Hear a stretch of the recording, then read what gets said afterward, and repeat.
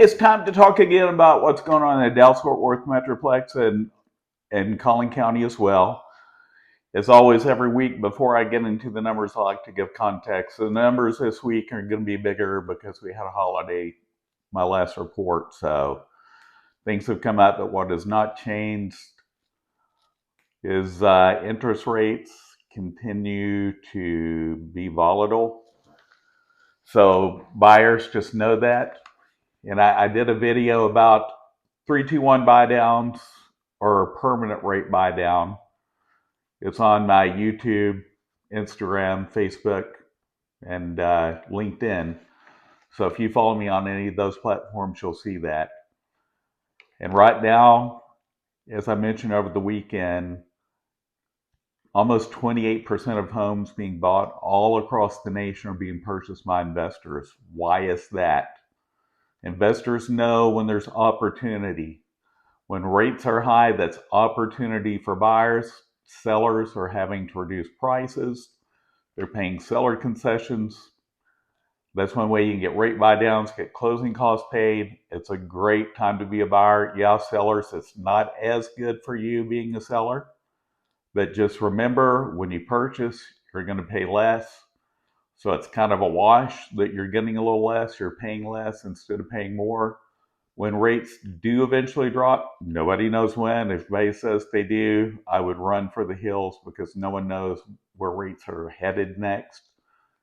As long as the federal debt stays up, no matter what Jerome Powell does, if he drops the Fed overnight funds rate by half a point, that will not affect mortgage rates. It's affected by the 10-year Treasury bill, which primarily is affected by what's news that's coming out this week, the Consumer Price Index. That will set the stage whether or not Jerome Powell reduces. If Consumer Price Index keeps heading down, I know the last report, I think it was the lowest inflation we've had since 2020, but with tariffs, don't know. So we're going to have to keep a watch on that. And you're going to see this week the number of listings being reduced versus those hitting the market is huge. So let's get into the numbers all across Dallas-Fort Worth the last 7 days. There are 4,458 new listings, up 717 from the week before. 773 homes come back on the market. That's up 32. Why are homes coming back on the market? Inspection, sometimes appraisal. Appraisals are having issues. Why is that? Because the new builds, they're destroying comps out there for existing. This is a crude representation, but they're dropping their pants and giving all they can away to get buyers to look at new construction. But remember, you're paying more per square foot, getting less. Construction quality is in the eye of the beholder. Yeah, you've got newer, prettier, shinier stuff, but a lot of the older construction's built better. But again, you want to avoid anything built between 2020 and probably the end of 2022, maybe even early 2023, because of substandard materials in many cases. Not here criticizing builders, it's just fact. And let's see, this week, there are 329 home sellers that increased their price. That's up about 20 from the week before, not a lot different. But here's the big one. 7,515 home sellers reduced the price of their home. That's up 1,754 from the week before. That's 3,100 more price reductions than new listings that hit the market this week. What's that say? Sellers, you're still not listening to your agents. You're not paying attention to the market. The market is not, it's not whispering, it's yelling. It is not a seller's market. It's not a buyer's market per se, but it's definitely favored toward buyers. We're still about 4.35 months of inventory. Once we hit 6, it's a seller's market. But there's more listings setting longer. Did a video last week. I think the average days on market is 57. The average days of closing is about 79 because it takes you about 30 days to close generally, unless it's a cash deal after closing or after contract and inspection. 1,721 homes went under contract. That's up 104 from last week. 2,574 homes closed. That's down 372 from the week before. 346 homes expired off MLS. That's down 831 from the week before. Last week was the first of the month data, so it always a big explosion and it expires on MLS because a lot of listings expire the first day. 1,186 homeowners canceled. That's up 11. I talk about this every once in a while. Why are people canceling their listings? They're getting frustrated. They're not listening to agents. They're not listening to feedback. Why is your home not selling? Price, condition, price, location. The other is maybe you're not cooperating with showings. Maybe you have a big dog that barks when people show. That does not do you any favors. If you have a large animal that barks, I would suggest you take it with you when showings occur. If you want your home to be sold and the people to stay and really look at the home. Just a suggestion. Now let's talk about what happened just in Collin County. From homes being new to the market, hadn't been sold, we're at 1328. That's up 128 from the week before.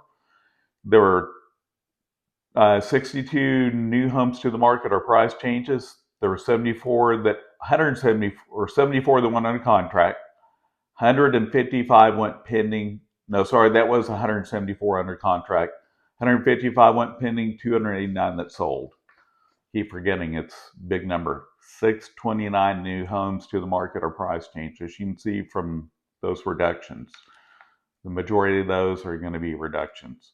Allen, 42 new homes to the market, price change, 35 went under contract, nothing went pending, and 18 that sold. Levon, talk about this every once in a while. One of my favorite places to look for better priced homes, still in Collin County, but there are PIDs, so you have to be careful there. Make sure you're working with a great agent that can inform you what a PID, a MUD, and a PUD is. I actually did a video about that, so you can watch that on my YouTube channel or any of my other platforms, LinkedIn, Instagram. Those are the others in YouTube. Levon, 37 new homes at the market had a price change, 12 went under contract, 14 went pending, and 10 that sold. Parker, 2 new homes at the market had a price change, 1 under contract, nothing went pending, and 1 that sold. Fairview, 3 new homes at the market had a price change, 2 under contract, 1 went pending, and 3 that sold. Now it's time to talk about the 3 largest cities in the Collin and Denton County area. Number 1 this week again from homes being new to the market have been sold is Plano or McKinney at 294, Plano number 2 at 208, Frisco number 3 at 157. Plano, 78 new homes at the market had a price change, 54 went under contract, 11 went pending, and 65 that sold. Frisco, 72 new homes hit the market at a price change, 45 went under contract, 8 went pending, and 32 that sold. McKinney, 134 new homes hit the market at a price change, 64 went under contract, 37 went pending, and 59 that sold. Farmersville, if you like it more rural, 26 new homes hit the market at a price change, 3 went under contract, 9 went pending, and 3 that sold. Farmersville has a really cool old downtown area. If you're looking for someplace quaint, Farmersville might be a place you want to look at. They are building some decent sized subdivisions out there. Wide Awake Wiley, as always, what's going on? 34 new homes hit the market at a price change, 9 went under contract, 7 went pending, and 12 that sold. Princeton, fastest growing city in the country, and they have a building moratorium because of the infrastructure. If you're looking in Princeton, just know you're going to have to be patient till things catch up. 61 new homes hit the market had a price change, 9 went under contract, 35 went pending, and 25 that sold.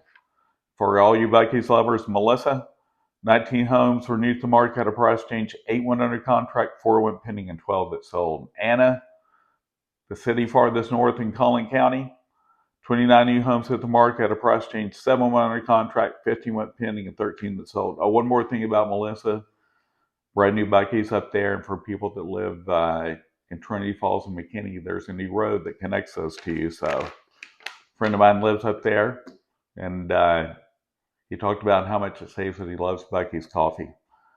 Not a plug for Buc-ee's coffee, just he likes it.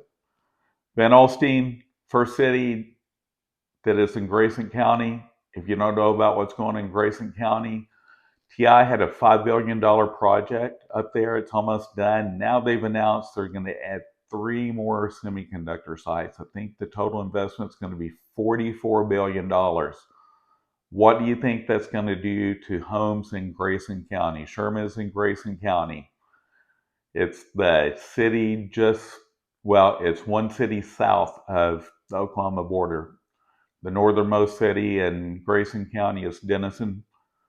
It's called the Sheridan area. A lot of people know it as that. There's a mall up there called Sheridan Mall.